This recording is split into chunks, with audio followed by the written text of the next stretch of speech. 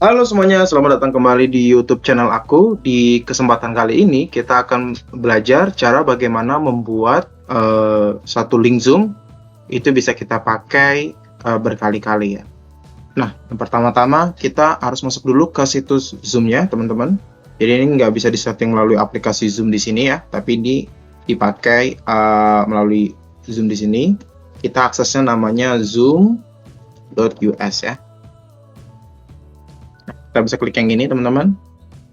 Terus nanti karena kita harusnya udah punya akun Zoom ya, jadi kita bisa aja langsung klik sign in di sini. Oke.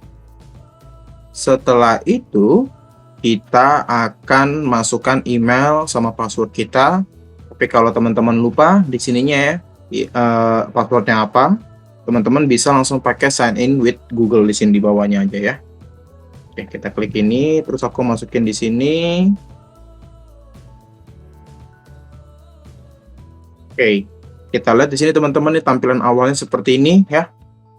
Nah, jadi kita akan langsung teman-teman bikin schedule meeting di sini. Di sini caranya kita untuk membuat satu Zoom link itu bisa dipakai berkali-kali ya. Kita schedule a meeting dulu. Terus kita di sini topiknya bisa kita ganti. Di sini saya my meeting atau my class gitu ya. My class, terus teman-teman di sini bisa tentukan kapan gitu kan, aku pengen jam sekarang, terus jam 6, terus 1 jam dan lain-lain. Nah, kalau biasanya kalau premium teman-teman ini nggak ada seperti ini ya. Ini karena aku masih pakai basic plan, ada yang ini 40 menit ya. Terus kita bisa pilih recurring meeting teman-teman ya, recurring meeting. Nah, terus kita bisa setup nih, kita mau berakhirnya sampai kapan gitu kan. Kita mungkin bisa sampai, contohnya sampai Desember 30. Oke, itu udah every day until Desember 30. Jadi ada 50 occurrences ya. Di sini kita bisa pakai template-nya, nggak usah. Terus security-nya di sini teman-teman. Waiting room-nya juga nggak usah. Jadi orang-orang bisa langsung join ke link kita tanpa perlu mereka masuk ke waiting room-nya. Tapi kalau teman-teman perlu waiting room, teman-teman harus checklist yang ini ya. Terus videonya bisa off dulu. Ini menyatakan bahwa ketika di awal pertemuan Zoom, nanti mereka itu tampilan awalnya adalah kameranya off. Terus kita bisa juga di sini klik ini teman-teman, yang tadi aku bilang allow participant to join anytime ya.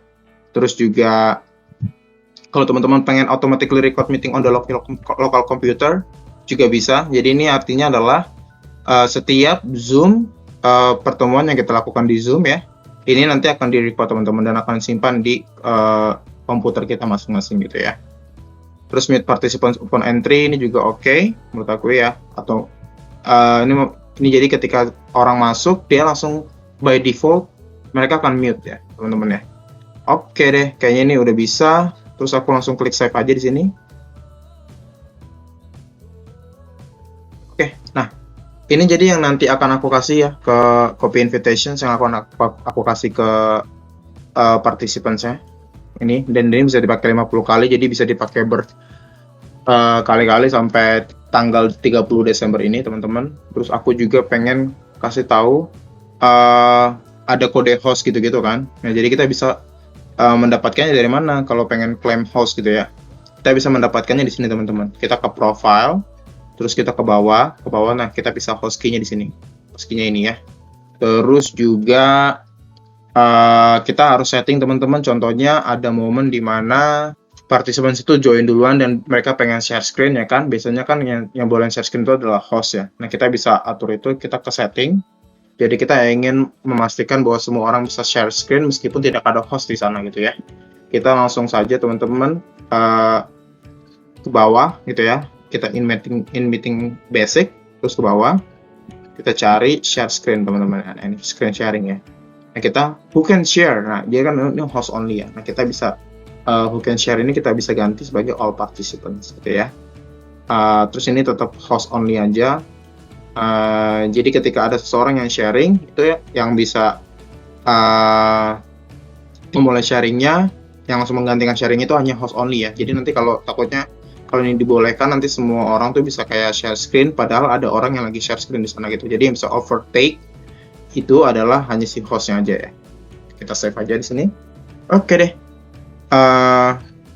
Selain itu kita juga bisa annotation teman-teman, kalau kita ingin memastikan bahwa hanya orang-orang tertentu atau hanya orang yang lagi share screen yang bisa annotate, ini kita bisa klik ini. Tapi kalau kita ingin semua orang bisa annotate, ini nggak usah dicentang gitu ya. Sepertinya itu saja teman-teman yang bisa aku bagikan pada video kali ini. Semoga video ini membantu dan sampai jumpa di video berikutnya. Bye-bye.